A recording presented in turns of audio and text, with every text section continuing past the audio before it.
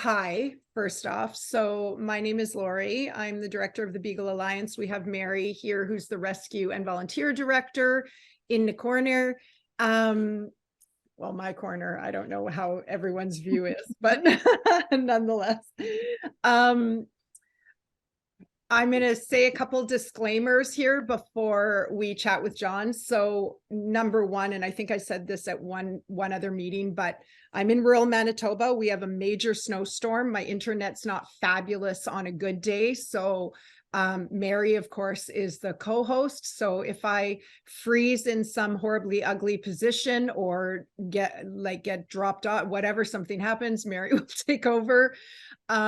We are going to put, this is being recorded, of course, and we will have this on social media at some point, and on YouTube and snippets on social media. So I will put in the chat right now, change your name or block your block your face if you don't want, or you can email us, whatever works for you guys.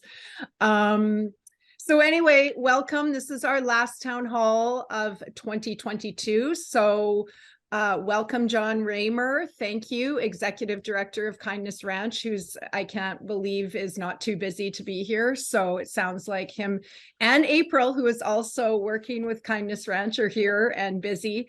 So thanks for being here, John.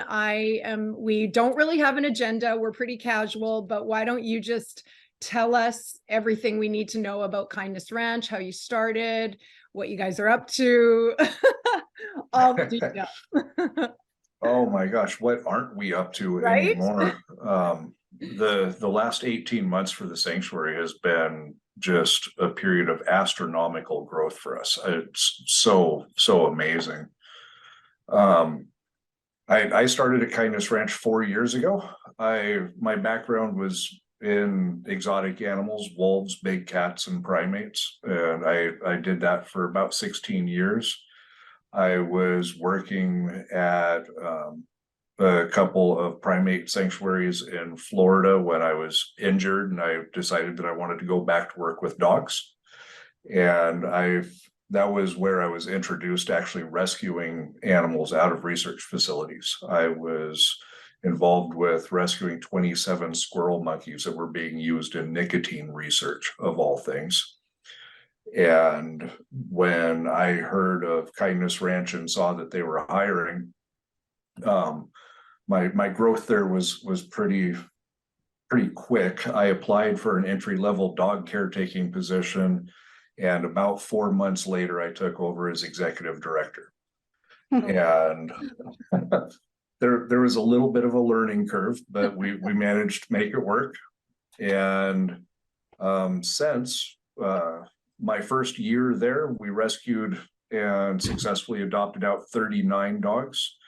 And April can correct me on this one if I'm off, but I believe this year we're a little over 480 dogs. Wow. So we've had quite the growth process, and I'm really fortunate that my background, I started over 20 years ago working in sanctuaries, and the network that I've developed over that time has really helped Kindness Ranch in its outreach and being able to rescue even more animals. It's been fantastic to be able to bring what I've collected over all those years to the table and actually put it to really good use. And we're in very rural Wyoming, in a town of just 64 people, and 18 of them work at the sanctuary. So it's great. Wow. So the animals outnumber the people. Yeah, good point. The animals outnumber the people. Yep. Sounds like my house. That's true. It is like your house. Yeah, exactly. Wow. How many animals? Okay, so guys, let's just make this a question and answer and put John on the spot all day long. Go for it. So whoever chime in, we usually do a hand on Zoom and I either miss it, but Mary catches it or whatever, we'll figure it out. Or just chime in. But so April, you're not there though. You and I haven't even had a chance to catch up, but you were there, but you're not working there. Right. So I work remote, and then obviously who doesn't want to constantly visit the sanctuary? So I've been out twice so far this fall winter. And so I was out there a week, got back on Sunday, and you in the snowstorm right now, it was kind of like that when I was out there because it's freezing and we had to, it's starting to get wintertime. So we had to move all of our horses into the big arena and set them up for winter. And so essentially it's a working ranch, Yeah. So it's a sanctuary, but there's tons of things that are involved to like take care of all these animals because you would die if you ever saw it because these horses get, you know, 26 acres to roam during the day. It's just absolutely breathtaking. And every farm animal is so happy as can be that that's their sanctuary. And then the beagles are just insane with the play yards that they have with their the little house yurts that they're in. It's just the most magical place I've ever been to. Cool. Oh my gosh. John, what are the different animals you have there right now? What do you guys, Right now, we have 9 horses, 4 llamas, 10 cows, 12 pigs, 36 cats, 16 beagles. April, what am I missing? Goats. Oh, the Goats? goats. We've got 10 goats. 9 goats. I'm sorry, 9 goats. And April's favorite little boy, Kevin. And to touch on how April was talking about moving our horses and everything, our horses are some of the most spoiled animals.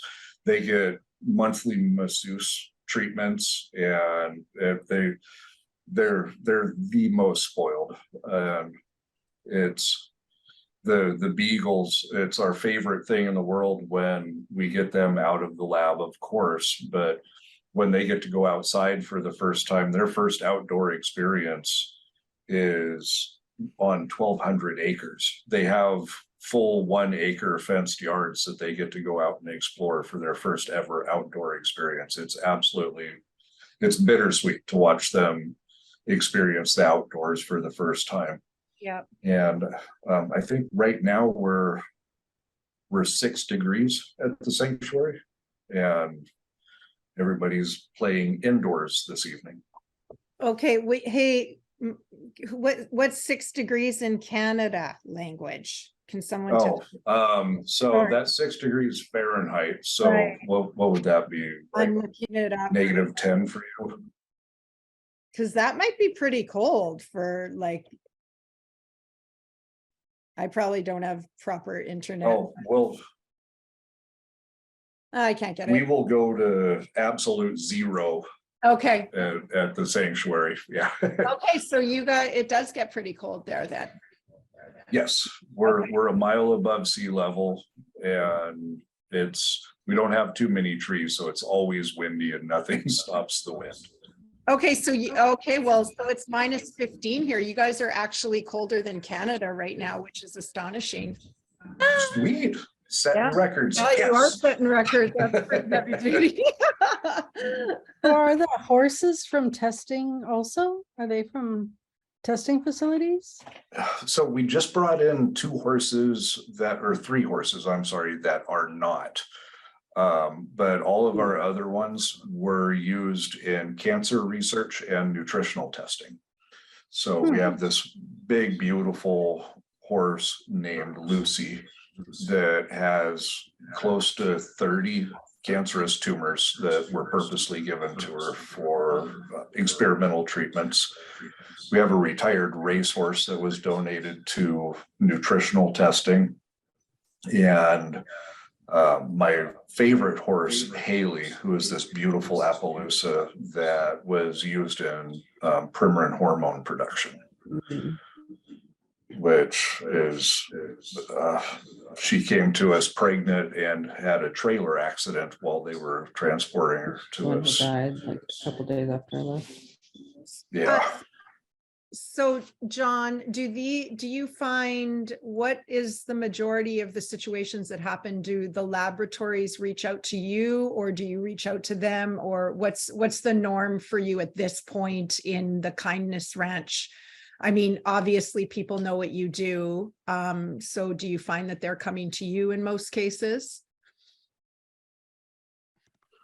When I first took over as director, we only had 2 facilities that we were working with that kept us in a fairly constant low number supply of animals, mostly just dogs and cats. And we worked with and continue to work with Eastern Wyoming State College. They have a veterinarian program, and they'll actually get animals off of death row at local shelters, use them in their teaching facility, and then give them to us afterwards. And since then, I've tried really, really hard to reach out and develop relationships with the facilities that we get animals from. And earlier this week, I just signed on another one that now puts us at 18 facilities that are giving us animals from all over the lower 48 states. And the one that I just went and met with and secured, they actually called me, which that doesn't happen very often. It's usually, I have a very sneaky way that I get in to these places where sometimes I'll go online and I'll look for jobs in the facilities. And when people respond to my resume, then I tell them who I am and what I want to do. And sometimes that works, sometimes it upsets them. But the thought of animals and research kind of upsets me. So it's give and take on that. So you mean to tell me you put in a full resume and just wait and see if they reach out to you? Yeah. Oh, good for you. I've gotten 2 facilities to work with me that way. Wow. Okay. Well, thanks for the tip.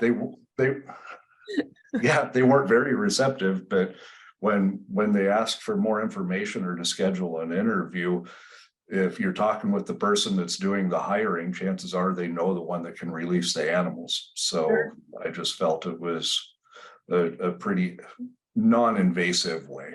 Yeah. Otherwise, one facility that I work with in Houston, Texas, I just showed up and I knocked on their door and asked them if I could talk with the manager. And they asked who I was, and I told them, and they actually went and got the manager. And lo and behold, it was about 3 months later, they were giving us over 100 dogs and 60 cows. Yeah, they had never released an animal alive from their facility, and they've been open since 1956. And the very first live release of animals that they ever did was to Kindness Ranch, which I thought was pretty amazing. That is amazing. So you flew to Texas, you went there with the purpose of knocking on their door, and you just walked up and knocked on the door. Yeah. Yep.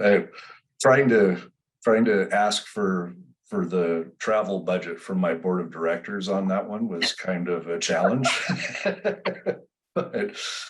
but I had been given a heads up that they were looking to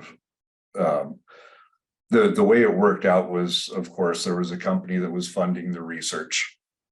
And this company didn't want the facility to kill all of the beagles after research because they were developing a pet product and they were afraid of the negative PR. And when a friend of a friend of a friend had told me that, I asked them if they could get me in touch with the people at the company funding it all.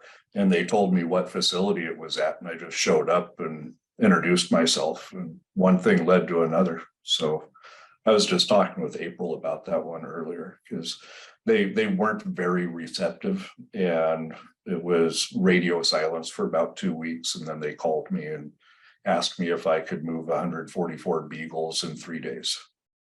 And you did. I did.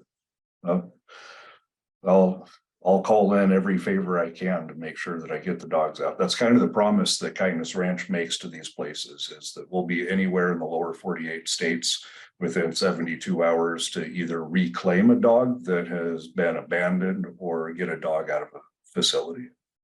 So tell us about that. What's the transport like? What's your setup, out of curiosity? Because that's a big commitment. That's takes a lot of people and I mean, how do you move for 144 beagles? So again, that goes back to just my time in the industry. I've got friends in California with huge trailers. I've got friends in New Mexico and some friends in San Antonio.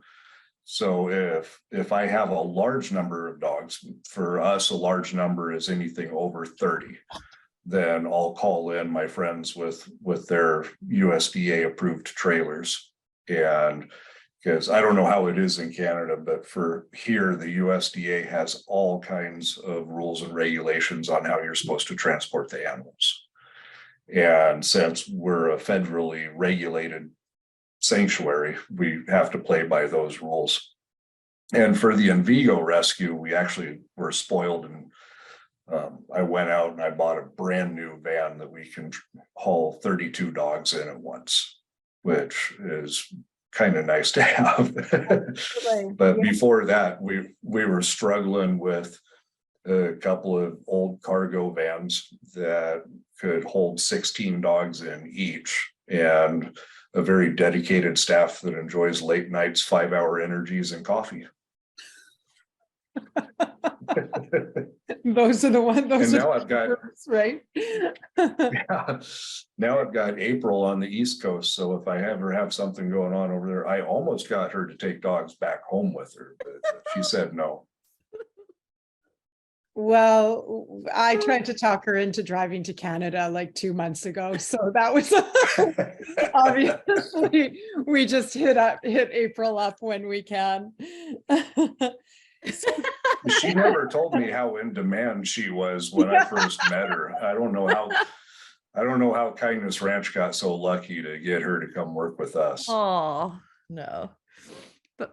Well, Mary and I, Kindness Ranch is on mine and Mary's bucket list. So we're like trying to figure out when we're gonna both make it there and haul April there to come for a visit. So how did the ranch come to be? Was like, how many acres? Was it donated? How did it start out? Was it a family farm to start out, or how did that work? So back in the 80s, it was a full working ranch with an investor bought all of the property and put an indoor riding arena on it. He wanted to do like cutting horse displays, and he tried to make it quite the destination place, but it ultimately failed. Okay. And then the founder of the sanctuary, Dr. David Grubman, is a psychologist in Colorado.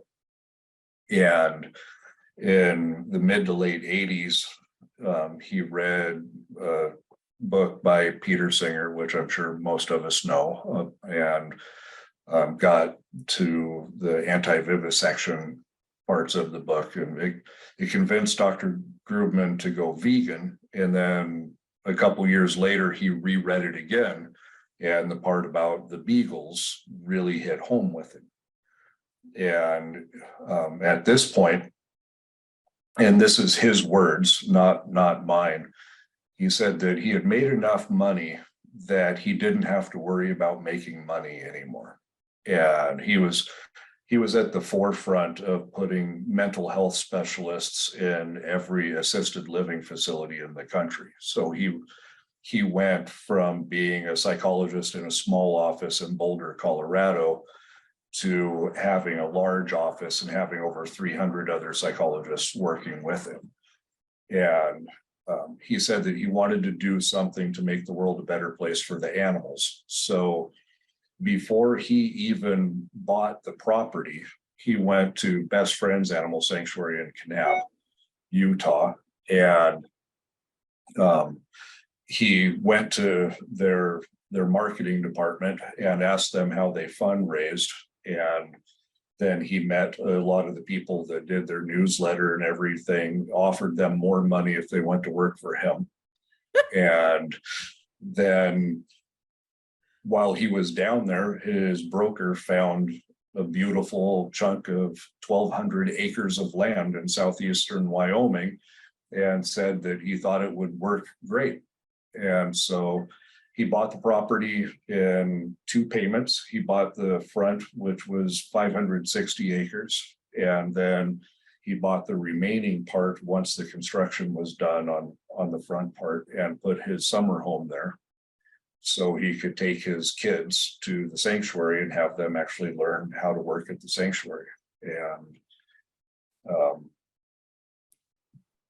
with Dr. Grumman being such a sound business mind, he didn't really understand the personality dynamics of us crazy animal people.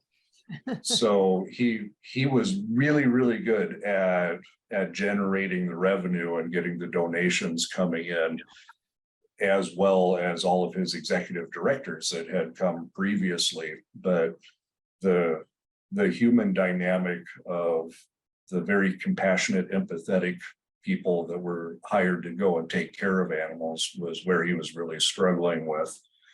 And when he and I met for the first time and he knew about my history, we sat down and over cocktails talked about our combined visions for the sanctuary. And he just said, it's yours, just go for it. And we've had the 3 most successful years in the history of Kindness Ranch, which is a little over 16 years old now. Oh, that's amazing. Wow. Were you from Wyoming? Like you were from that area, so you knew that whole? No, actually, I grew up in the Pacific Northwest. I went to college in Portland, Oregon, and I worked as a music teacher in a juvenile corrections facility. And I met a girl at a club, and she said that she was a vet tech at an animal sanctuary. And this was actually November of 1998 that I met her. And I didn't know what a vet tech or an animal sanctuary was at the time, but she was kind of pretty, so I wanted to go visit. And that was my first time that I ever visited Best Friends Animal Sanctuary. And I called my boss from the office in Dogtown at Best Friends and told him that I wasn't going back. And I quit my job and stayed in Utah, and I've been working with sanctuaries ever since. I've traveled around a lot. I've worked at or volunteered at a lot of sanctuaries because we know that none of them have any money to really pay. Mhm. Yeah, so it was, I would go to work in a sanctuary for 9 months and then go back to town and get a real job for a little bit so I could afford my sanctuary habit. And I kept doing it, and here I am. It was a happy little accident. Yeah, it paid off. That's awesome. I've said this before, but I worked in corrections for 10 years. So that's funny that you're saying that. So yeah, it's a nice switch, that's for sure. It is. And no less regulated though. No, and there's a lot of craziness out there in the rescue world. There's probably a few of us that belong in the correction system instead of working with the animals sometimes. So, well, does anyone have any questions? I know, I don't want to put you on the spot, Chris, but I know you adopted from Kindness Ranch, one of the Invigo dogs, as I recall. I love the shirt. Well, thank you. So did you go there? You were actually there, I think is what you're saying in the chat, right? Chris, you had actually gone there. Yes. We were there in August, and we adopted Katori. She was actually not one of the Invigos. She was from a rescue at a Texas laboratory of the Texas 6. So she was one of the 6. We wanted to get 2, but we ended up just with 1. But I couldn't be more happier, to have her. She's perfect dog for us. You didn't, Chris, you didn't want 144? That wasn't on the table, or? Well, you know what? If I could have taken all 4,000 and I had the Right. property to do it, I would have done it in a heartbeat. Definitely would have done it in a heartbeat. But To Chris's credit, Katori had the most, well, I'm sure she still has the most incredible eyeliner. Her eyes are just so expressive. I drove her back from Houston with my wife. I remember that dog very, very well. She was absolutely beautiful, and I'm glad that she went to such a good home. no, she is loving home. She's just a perfect dog. She is our princess. Well, we were lucky enough because she made an appearance on our last town hall. We had an animal communicator, and so we got to meet some dogs. It was great. Well, if she Oh, comes up beautiful. tonight, and makes an appearance, I'll let her say hi. The ranch is beautiful. We were there in August. It wasn't too hot and it wasn't too cold, and it was just peaceful, serene, and I could see why it's just the perfect place for any laboratory animal to just live out their days, and the staff is phenomenal. They're so nice, so helpful, very informative. And I would, place it over going to some tourist place, it's just beautiful out there. I've never been to Wyoming. I know a lot of people think it's flat, which it probably is, but where the ranch is, it's absolutely gorgeous. So if you do get a chance to visit, I would highly recommend it. Amazing. Do you have? I love the kind words. John, do you regularly have visitors there that just want to come and hang with the animals, but don't, aren't so much interested in adopting, but just want to come there?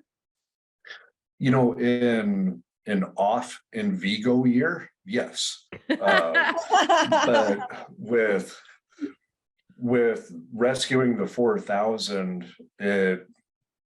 I made the decision that we shut down all of our guest facilities specifically so adopters could come out, because that was our priority.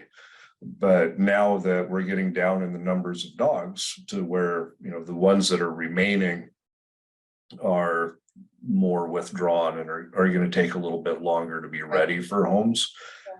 The rest of this month all the way to Christmas, our guest facilities are booked solid. So it's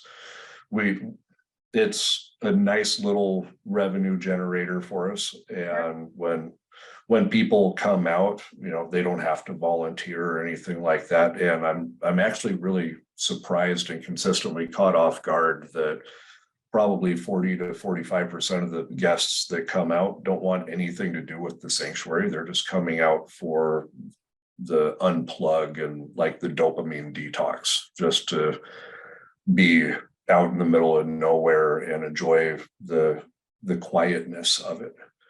Yeah. It always affects me when I travel, because at the sanctuary, I don't remember the last time that I heard a siren or a big thumping car stereo or something like that. And, here I am in Indianapolis, and the noise around me just drives me nuts and keeps me up at night. I'm spoiled being out at the sanctuary. Do you adopt out the large animals too? Like, do you actually adopt out the horses or the goats or anything like that? Or are they pretty much just there to live their lives out at the sanctuary? When I first started, there was an adoption plan in place for the horses. And just about a year ago, we made the decision that when we bring in our, like, I don't like calling them, but when we bring in our farm animals, that they're there for life. So other than our rabbits are adoptable, but anything else that falls under our farm sanctuary area, they're there forever now. Okay. Interesting. Do you live on the ranch, John? I do. I live on. That's probably a personal question, but I'm sorry, I didn't. No, realize, but now it's you're- fine. When people come down the driveway, I'm the first house that they see. So Okay. I don't get to hide. I actually live in the original ranch house, which is 130 years old. And it's a cute little place that needs a lot of work, and the floors are sloped, but you know, the animals first. I can on the boring nights, I can sit on the floor and slide into my bedroom. It's kind of fun.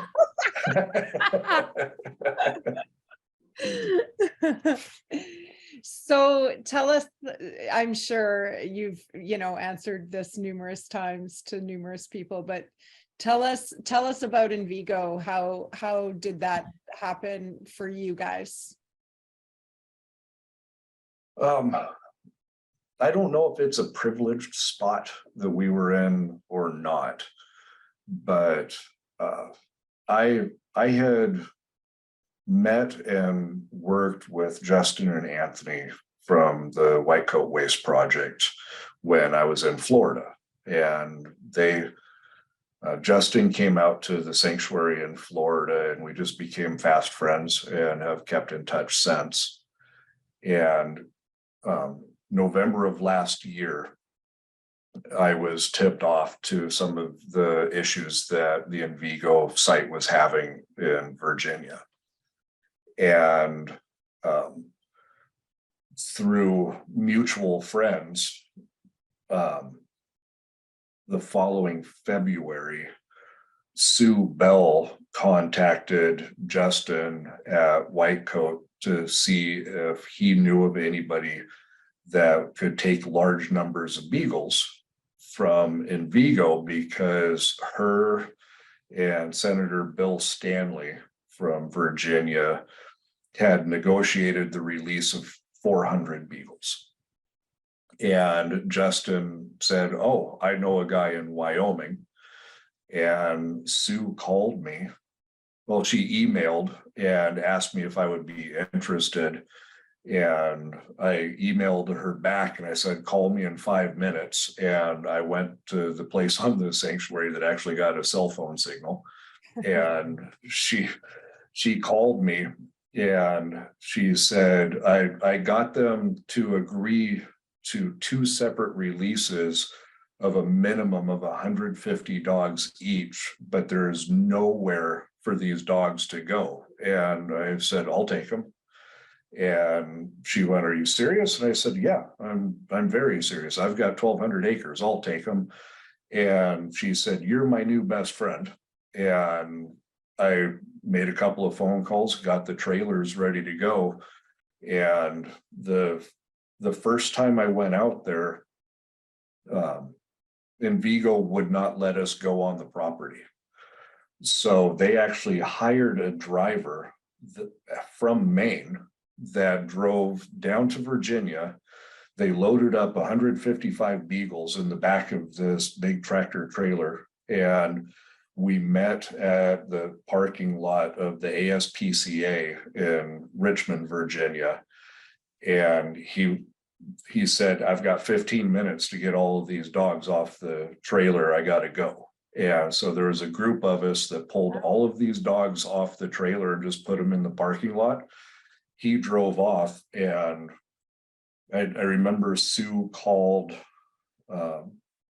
Jim from Envigo and said, "What are we supposed to do with all of these crates?" Because there was 155 dog crates that came off the truck. And he said, "I guess consider them a donation," and hung up. So because the trailers that I had out there had the kennels built in, so we didn't need the crates. So Sue and I stood in that parking lot until 12:30 that night, breaking down all of the crates and donating them to the ASPCA. And then I went back 1 month later for the next, what was supposed to be 150, that ended up being 230. And they said that hiring the truck was too much. So they wanted us to go out onto the property and pick up the dogs. And that was one of the hardest days of my life, because when we drove off, I looked behind me, and at that time there was over 6,000 dogs. And as excited as I was to get 230, I looked behind me and I didn't know if I would ever see those other dogs or not. Yeah. And I went back out one more time the following, well, it was the end of March. And we picked up the last 45. Then I didn't think that I would hear much of it. And in early May, Sue called me again and said, Senator Stanley needs to talk to you. So I called Bill Stanley, and he informed me that the Department of Justice was bringing criminal charges against Vigo and shutting them down, and that we needed someplace to put the dogs, and he just wanted me to be ready. Now, whether the DOJ has done any of that or not, I'm not privy to it. I just wanted the dogs. So I started to plan with my board and budget. We took a section of the horse riding arena and we turned it into an intake area for processing in all of the dogs and vetting them, and bought an awful lot of dog kennels. April's seen it back there. And then Sue called me and said, okay, I've been negotiating. They're going to give us 500. And I said, cool, when do we get them? And she goes, well, I don't know. Let me get back to you. And she called me a couple days later and she goes, okay, you're not going to believe this. Can you take 1,000? And I said, well, that's going to take a little bit of planning. And I talked with my board of directors. I called my friends in California, and they were like, well, it's going to take a couple of trips, but we can probably make it work. So I said, okay, let's do this. And when I called Sue back, she said, it's up to 1,500 now. And I was like, my God, Sue. The number just, it kept getting more and more and more. And then when it was at 1,500 was when we negotiated that we could actually tell people that we were getting dogs from Vigo. And I said, there's no way that we're going to be able to take that many dogs without fundraising. We're going to have to let people know. Because I was calling people in Oregon saying, I can't tell you where the dogs are coming from, but are you able to take 50 to 60 beagles? And they're like, no. All of these places that, every place after COVID, they were already at capacity. All of these people that got pets when they were locked at home suddenly couldn't take care of them and started to surrender them. So all of these smaller municipal shelters that I was calling to try and get the dogs, nobody could really take them. And then I got the phone call from the Humane Society of the United States saying that they were shutting them down, and it was 4,000 dogs. And they asked me if I would be able to assist them in locating other rescues that could step up. And that was when the press started to get involved. And the Sue, I give her a bunch of crap over this to this day. She was the one that said, you and I are like Beagle brokers. We're gonna split the country. I'll take everything east of the Mississippi, you take everything west of the Mississippi. I told a reporter that, and she put it in the paper, and that was when Shannon from BFP got wind of it, and she just had a heyday with that one. And that kind of handicapped placement for a little bit, but the Humane Society was like, no, we're taking over from here. And I was like, thank you. I just want the dogs. And we did it. 3,875 dogs in 59 days. We got them all out of there. My wife and I made 3 trips. It was quite the ordeal. And the stuff going on behind the scenes leading up to it, I'm glad that I was only involved in a fraction of it, because when we went out for the very first pickup of dogs, it was this amazingly covert operation. We had to meet with the Department of Justice and the Humane Society at an undisclosed location. We didn't know where we were supposed to go until the night before. Really? And yeah, it was at a hotel in Farmville, Virginia, which was about 40 miles south of Cumberland. And the DOJ handed out all of the paperwork and everything and told us that we had to check in our cell phones, and our vehicles were open to inspection for any recording devices and stuff like that. And then we made it onto the property, and it was the Department of Justice and HSUS on this side, and the Envigo attorneys and management on this side. And it looked like they were having a standoff. It was like a scene out of the Old West almost. And then everybody had to go in and get their temperature checks and test for COVID. And that was when the manager of Envigo, knowing that I had been out there before, she was like, well, do you want to go first? And pointed at where we were supposed to go.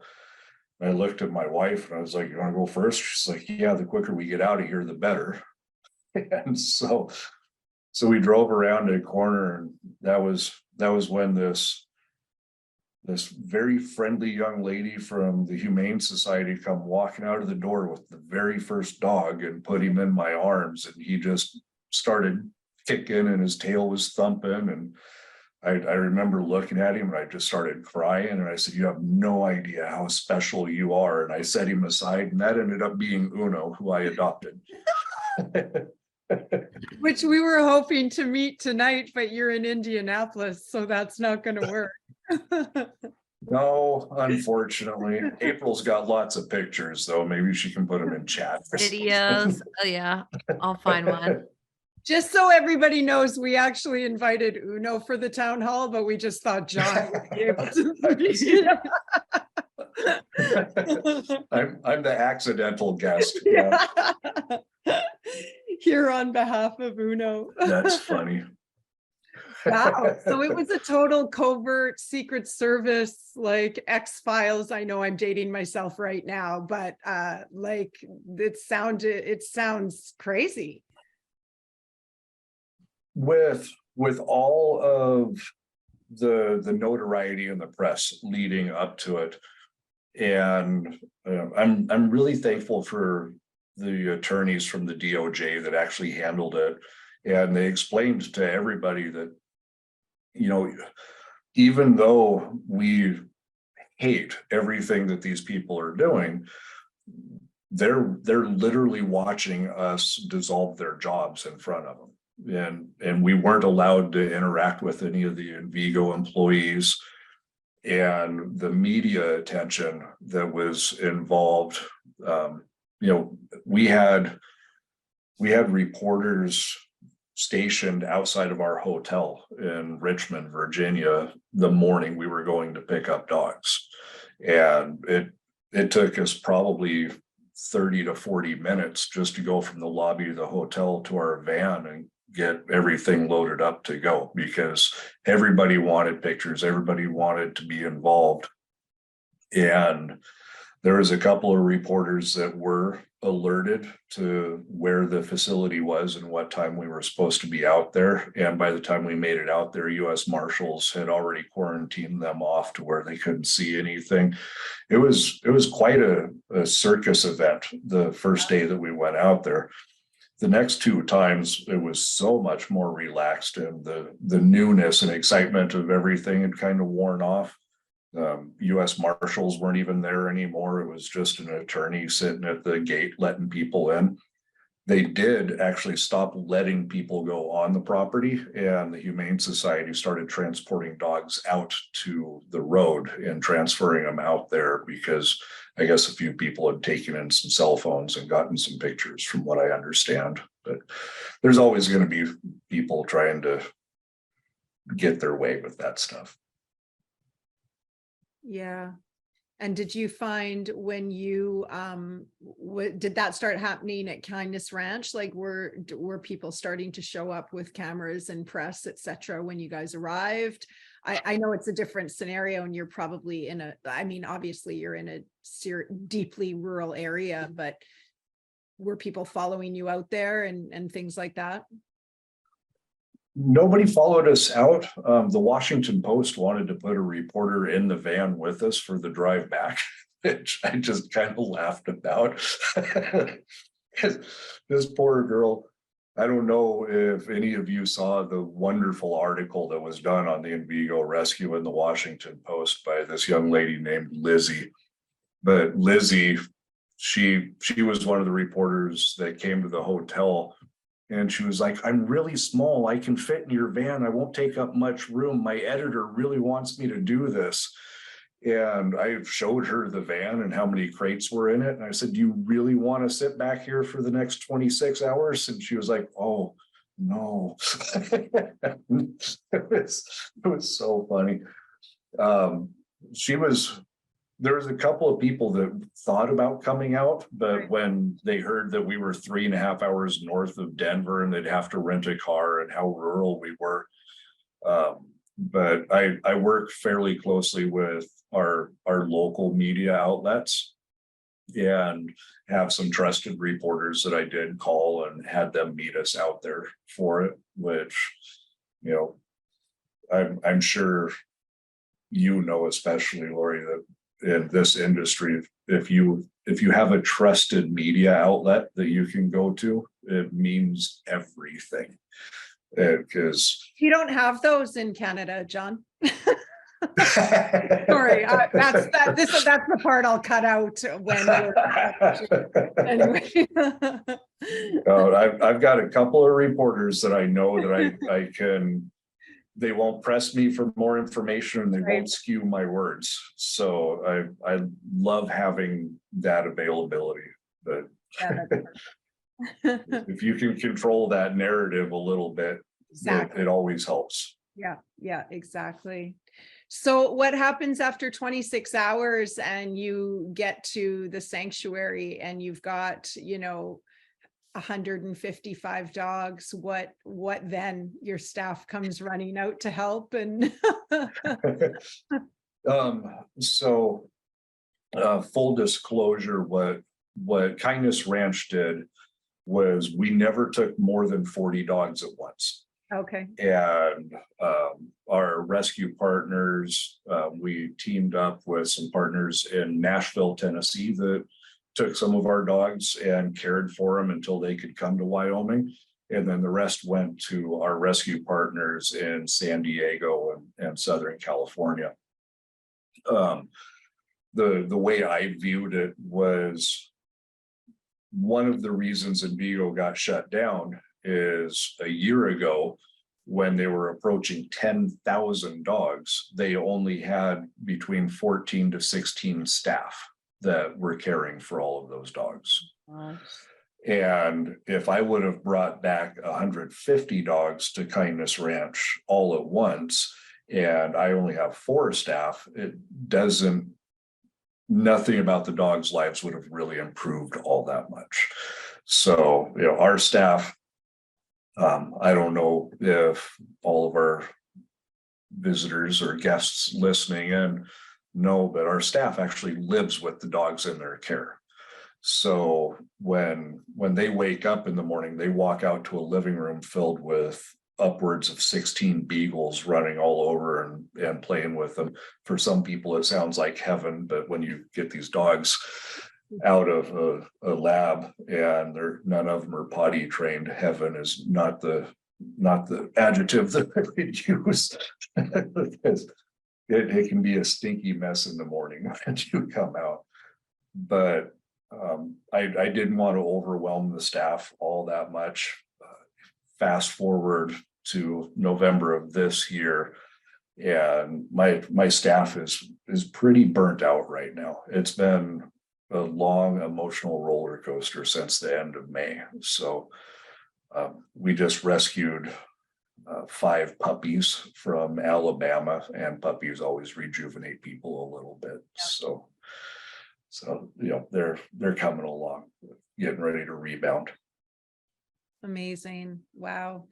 Well, that must have just been monumental, and it was a monumental rescue, but not only that, just the legislation, the entire change in the ruling, how that all went down. And I mean, it's something we can only aspire to do in Canada. Canada has, and I'm sure you guys from the US don't know this so much, but Canada is lacking in regulation, period, with regard to research facilities, et cetera. But also we don't have a regulating body like the FDA that discloses who the laboratories are. So we find it's a very, very insidious world, and they're very hidden, the private labs. So half the time we don't even know if there's dogs in the universities or teaching facilities. We have to have people who are on the inside to find that out, period. But then half of the private labs, we don't know where they are, or we rely on people to say, hey, I live nearby a private lab or whatever, and they're completely unregulated. So we've got a bit of a battle here in terms of research, but you know, we're here thankfully doing it. And that was a very inspiring win, because many people in Canada still don't know that we do testing here.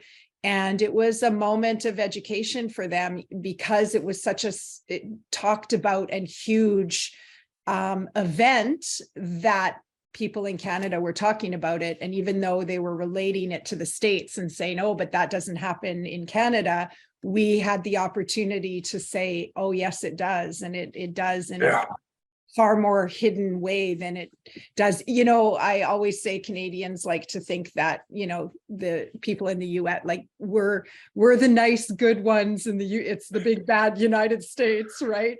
But when it comes to testing, Canada is really definitely not leading the pack. They're very, very behind. So that was very, I'm sure April can attest to this, but in the US, even though we have federal regulating agencies like the USDA and the FDA, even though we have legislation on the books, we suffer from enforcement.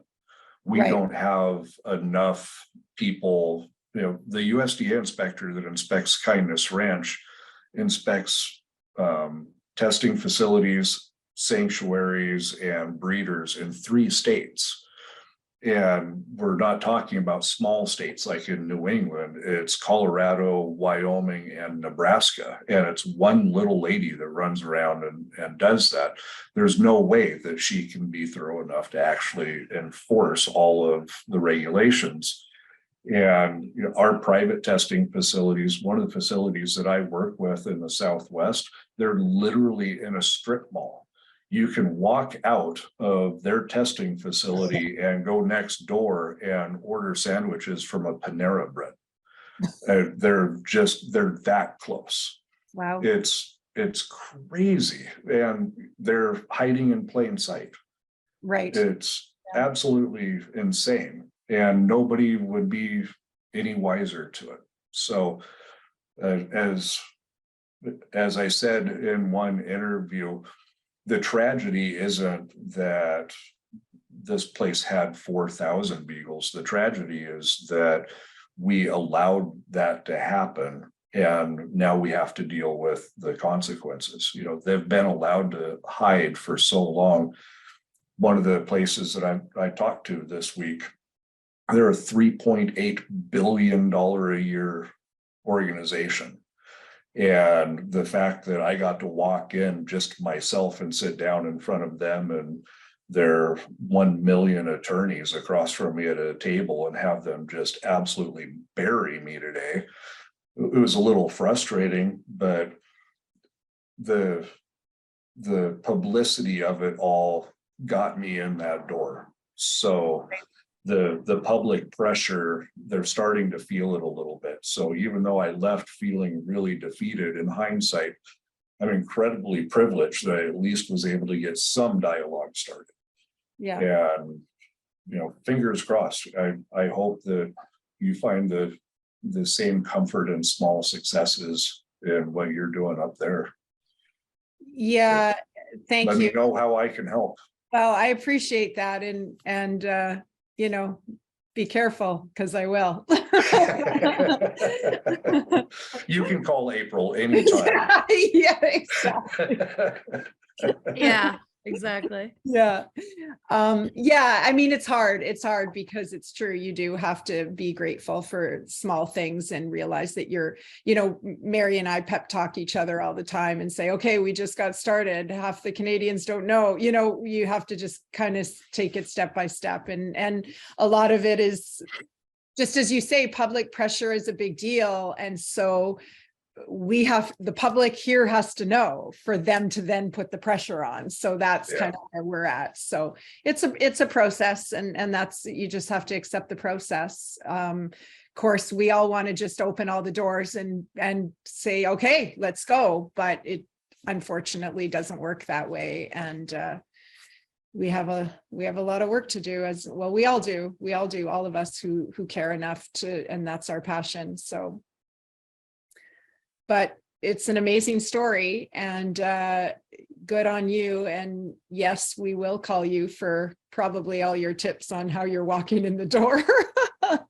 I'm ready to put a wig on and like with my resume, like, hey, how do I get in here? But thank you so much. I mean, it's an incredible story. As my dad taught me, it's all ignorance and determination. Perfect. Yeah, exactly. That's awesome. Well, does anyone else have any questions or comments? And thank you for everyone putting comments in the chat. And I did April's put in a lot of stuff. Thanks, April. Like, she put the Washington Post article in there and also the photo of Lucy. So thank you. And an Uno photo. And Can't did you forget put a Uno. photo? Oh, I didn't. Okay, cool. That's him But- at work.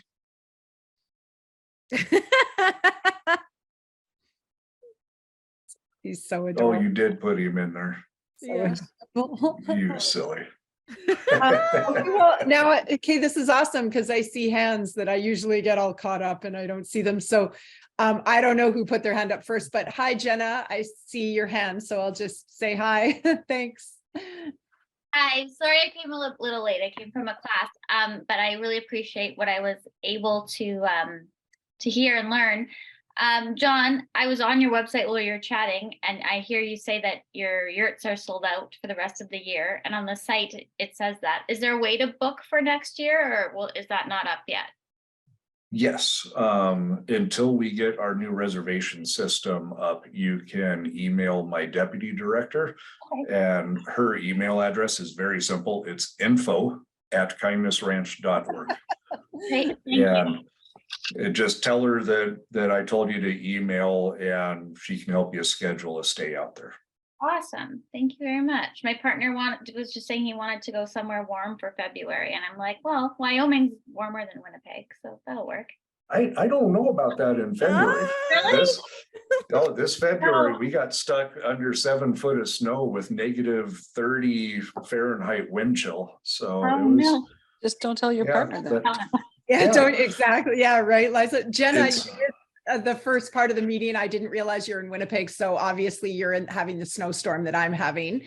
So we were just saying that it was -6 Fahrenheit. So it turned out to be -14. So it's actually colder in Wyoming than it is here right now. Shockingly. Yeah. So don't tell But them. the yurts have amazing stoves in them, and you guys could just snuggle up, and my staff could drop off a few beagles for you, and you could just hide away for a weekend. Yeah, that's what I did recently. Yeah. That's awesome. Oh man, that's great. Thank you, Jenna. Laura, hi, how are you? Sorry, I have bad internet. I refuse to have my face freeze in a awkward so I don't have my camera on. But so John, I remember I heard you say so there are beagles remaining, and you said they're the ones that are still a bit withdrawn. Yes. Could you, yeah, so because I'm really new to this type of rescue, this type of rescue. So yeah, can you comment on like how do they come out of their shell? What are some things that you notice? Is it different for each one? Do you do like enrichment games with them to try to get them out? Can you talk a bit about that? Yeah, happily. With the Vigo beagles, they were unlike any beagles that we had actually gotten out of testing facilities. The Vigo beagles, unfortunately, were incredibly just under socialized. They didn't equate people with really positive experiences or any negatives. And some, when you had lived like that for 3 to 4 years and you were coming out where every day was a battle for food, it was a definite adjustment and decompression for them. So with the belief that everything we do is heavily environmental, if you were surrounded by 4,000 dogs barking and fighting for food every day, suddenly the silence that they experience out at Kindness Ranch can actually be just as overwhelming for them. So there's a slow, gradual process to where they acclimate to their new surroundings. And then we are not above bribery with food. So food enrichment and food rewards for any positive interaction with people is always very, very important. The reason that our caretakers actually live with the dogs is to get the dogs used to sounds and stimulus of being in a home-like environment. So the sound of a blender, the sound of music and TV, being able to go outside and touch grass anytime they wanted. They had been denied that for their entire lives. And so all of those sounds can be really, really overwhelming. And depending on the mental state of the beagles, it's very individual. Some adjust to it like Uno did. Thank goodness for Uno. He adjusted to it in about a half hour. And there's beagles that have been with us for not from Vigo, but from actual testing facilities that have been with us for 8 months now. And they're still just, unfortunately, incredibly scared. The beagles that have experienced physical trauma or withdrawals from pharmaceutical research or any form of toxicology, those usually take a good deal longer. I know that Chris, who adopted Katori, the testing that she had, thank God that she was doing as well as she was to be able to get adopted. I remember when his application came through in his emails, I told Steve, my companion animal manager, I was like, just get him out here, it's a good fit. Yeah. Katori coming from Houston, that poor girl had been through some stuff down there. But No, it's celebrate the little victories, just like we have to do with each other in the entire rescue world. There's a lot of stuff that I wish I could give a grand blanket answer that would work on every beagle, but you have to be very patient, very fluid and flexible with your routine. Try and maintain a routine, but don't hesitate to vary from it either. Oh my goodness, Oh, there's there we Katori. Look at Thank the I knew we'd get to eyeliner. see a beagle tonight. There we go. Thank you, Laura. And Chris has, well, Chris, your hand is up anyway, but you know, either way, we're all drawn to you. April, look at that eyeliner on that beagle. I That's the can't. eyeliner. I know. Can't. She's a beauty. Chris, you're muted. Oh, I am? Yeah, now you're good. Now you're good. Okay. Yeah, she just wanted to say hi. What is in store for next year, John? And how do you go about sponsoring one of the beagles that are just still there, that are just really shut down? So the sponsoring of the beagles is something that we've been discussing trying to implement for some time now. We're going to roll out a sponsorship program slowly going into next year. Poor April is at the head of trying to figure out some of the details on that, but it's going to start with just sponsoring our lifetime residents, like our cows and horses and pigs and whatnot. And as we develop that, then hopefully we'll be able to implement some form of sponsorship for the dogs that are long-term residents. As for next year, part of what I'm doing is trying to secure animals from labs. The relationship that I have with the research facilities we work with, as much as I would love to be able to say in March, I'm going to go get 40 dogs from here, in April, I'm going to go get another 75 from this facility. We never know more than 3 to 5 days in advance when we're going to get dogs in.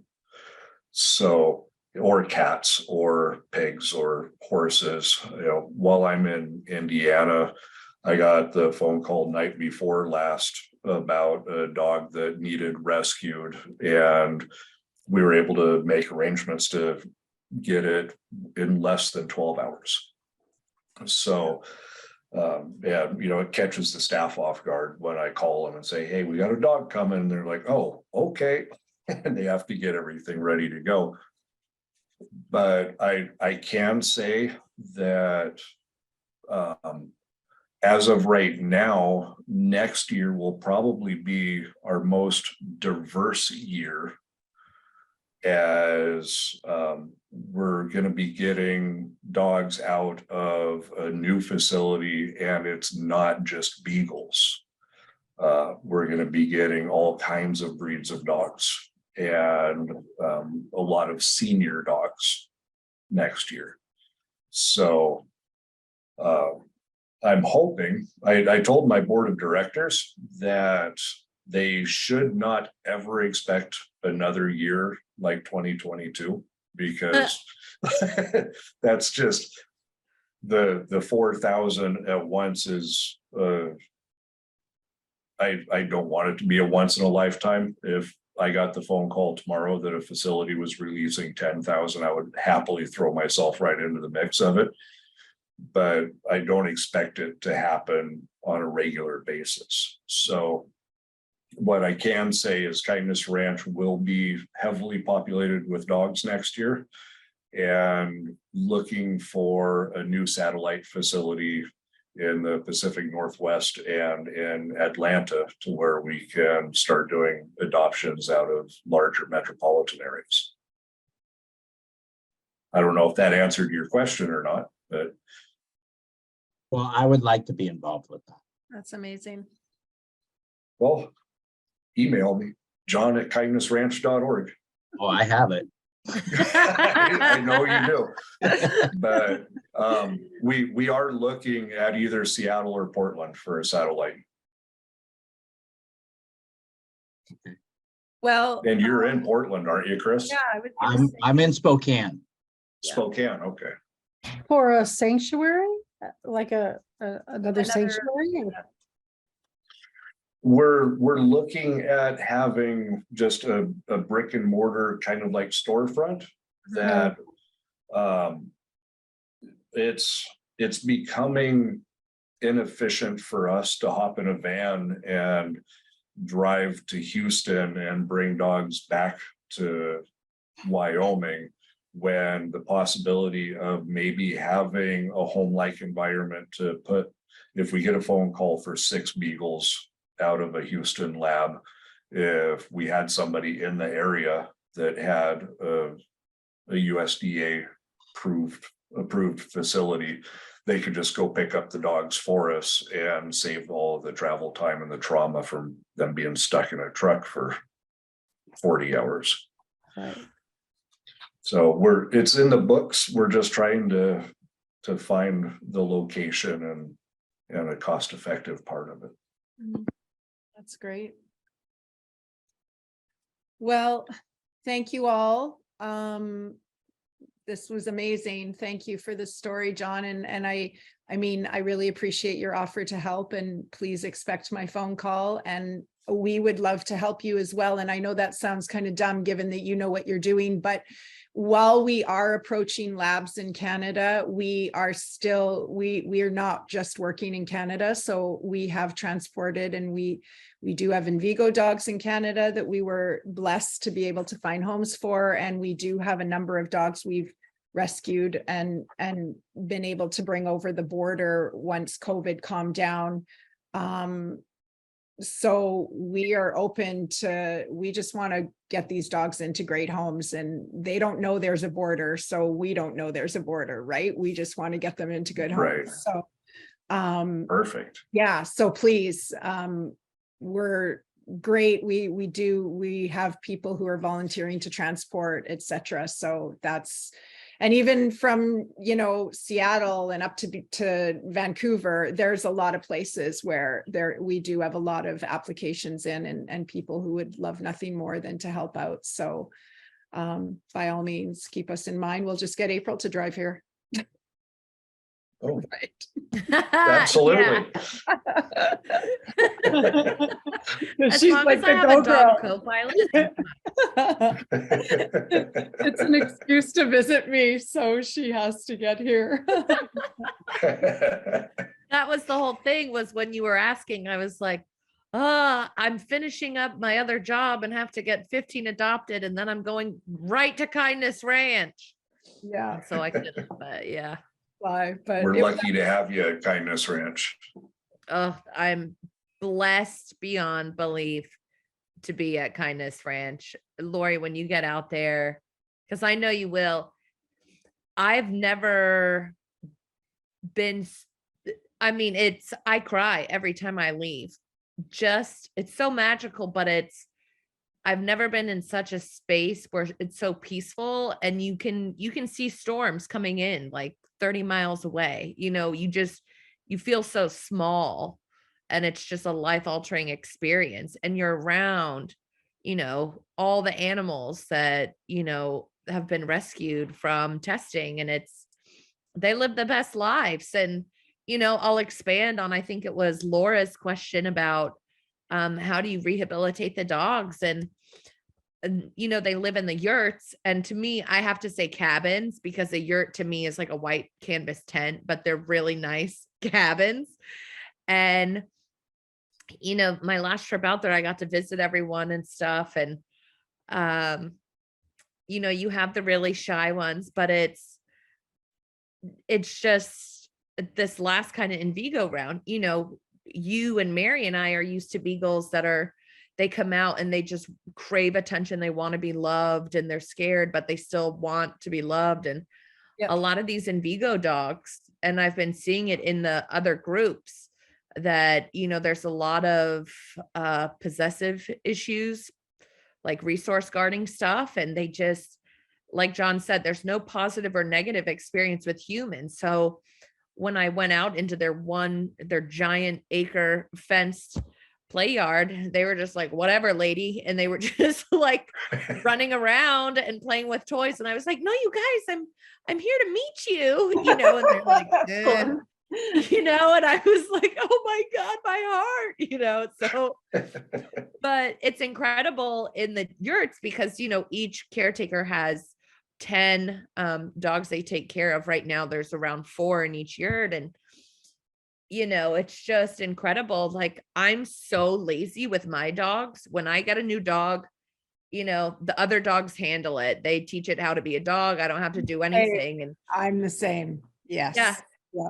yeah, you know, we're lazy. And not at Kindness Ranch, like they are teaching them how to walk on a leash. And so each dog gets walked, you know, and it's just, they get walked, they learn, you know, it's just like this desensitization kind of camp for them where it's like, this is a leash, this is your food bowl, this is a toy, you know. And I'll tell you what, there's a doggy door and they just like steamroll through that doggy door to go out and play. Like they are stoked to play and be with each other. And, you know, it's just an incredible place. And you'll have to stay tuned on our social media because I was dressing them all up and they were not having any of it. And so they took the Santa hat and they were just running around with it all day. And so it's just the cutest little videos of them. And it's just amazing to see. We'll definitely all have to do a trip Yes, out because it's, I think so. Yeah. yeah. Yeah, I agree. Well, it sounds I magical. have a quick question. When you visit Kindness Ranch, can you bring your own dogs, or is it like only go there and don't bring your own dogs? Oh, I'd be disappointed if you left your dogs behind. Oh, Bring all of the dogs you want. okay.